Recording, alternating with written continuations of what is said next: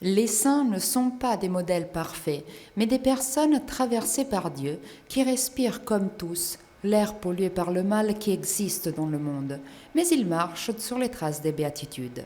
C'est avec ces mots que le pape François s'est adressé aux fidèles lors de l'Angélus de la Toussaint, une fête de famille. Après l'Angélus, le pape a lancé un appel important. Cari fratelli Chers frères et e sœurs, sorelle, sono addolorato per gli attacchi je suis terroristici profondément di questi attristé ultimi par giorni in les attaques Somalia, terroristes de Afghanistan ces derniers jours e en ieri a Somalie, New York. en Afghanistan et hier à Nel New York. deplorare tali atti di violenza, Je déplore de prego tels per i actes de violence defunti, et je per prie i pour les défunts, feriti e i loro familiari.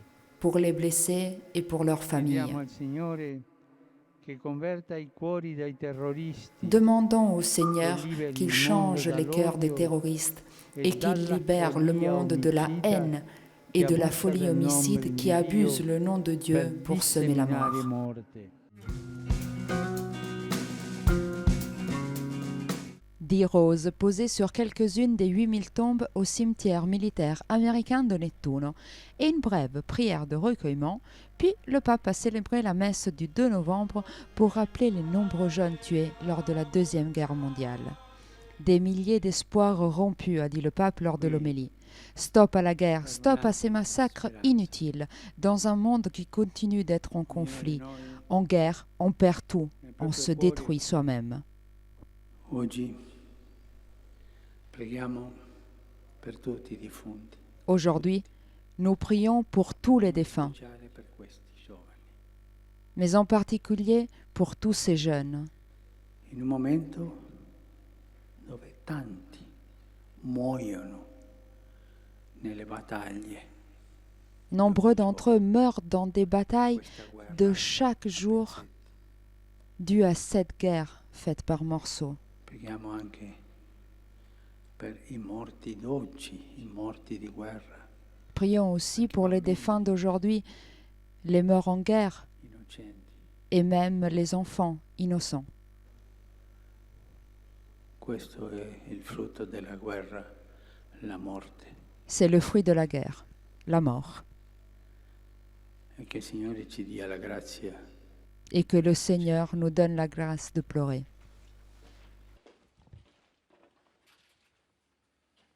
Pour finir, le pape s'est rendu aux Fosse Ardeatine, lieu symbole de la persécution nazie à Rome. Sur les 335 tombes des personnes tuées le 24 mars 1944, le pape a prié en silence devant les grottes du massacre, puis avec le rabbin Di au mausolée. Seigneur, fais qu'en ce lieu consacré nous abandonnions l'égoïsme et que nous écoutions en silence ton nom.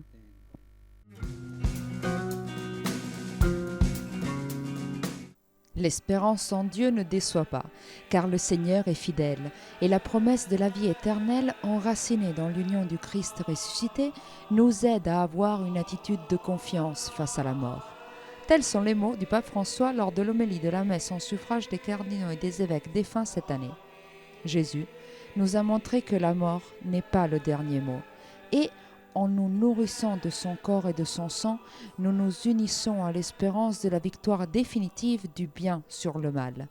Ainsi, liés au Christ, nous savons que la communion avec les défunts ne reste pas uniquement un souhait, une imagination, mais elle devient réelle. Che professiamo nella resurrezione ci porta ad essere uomini di speranza.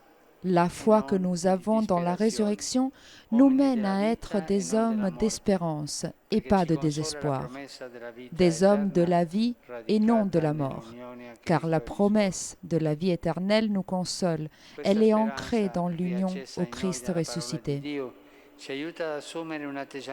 Cette espérance, rallumée en nous par la parole de Dieu, nous aide à avoir une attitude de confiance face à la mort. En effet, Jésus nous a montré qu'elle n'est pas le dernier mot, mais l'amour miséricordieux du Père qui nous transfigure et qui fait vivre la communion éternelle avec lui.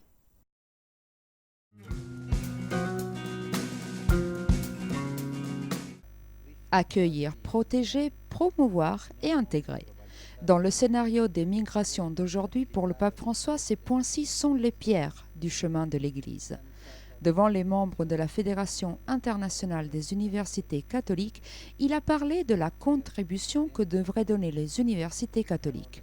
Elles devraient exercer un rôle de conscience critique face aux différentes formes de pouvoir politique, économique et culturel de l'enseignement. Auspico che le università cattoliche adottino programmi volti a favorire l'istruzione dei rifugiati. Je souhaite que les universités catholiques adoptent des programmes pour favoriser l'instruction des réfugiés sur plusieurs niveaux, tant à travers l'offre de cours même à distance, pour ceux qui vivent dans les centres de refuge, tant avec des bourses d'études qui leur permettraient de se réintégrer. En profitant du dense réseau académique international, les universités peuvent rendre plus facile la reconnaissance des titres et des professions des migrants et des réfugiés, à leur bénéfice et des sociétés qui les accueillent.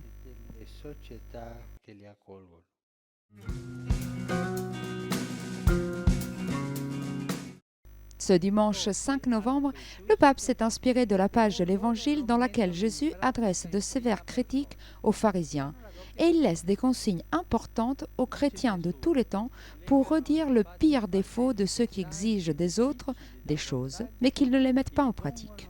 Ils mettent des poids importants sur les épaules des gens, mais ils ne bougent pas le petit doigt. Ils vivent une double vie et sont sujets à la vanité.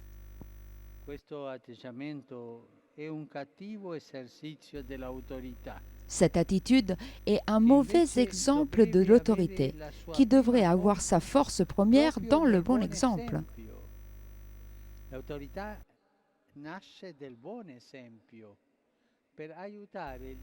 Pour aider les autres à faire ce qui est juste et en les soutenant dans les épreuves qui se rencontrent sur le chemin du bien.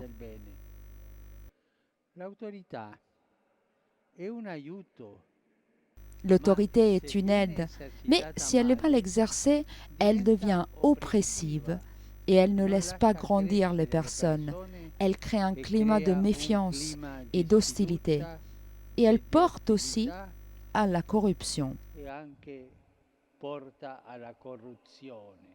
L'attitude du disciple du Christ doit être marquée par la modestie et la fraternité. Au terme de l'Angélus, le pape a rappelé la sœur indienne Maria Vattalil, tuée par reine de la foi en 1995 et béatifiée samedi 5 novembre à Indore.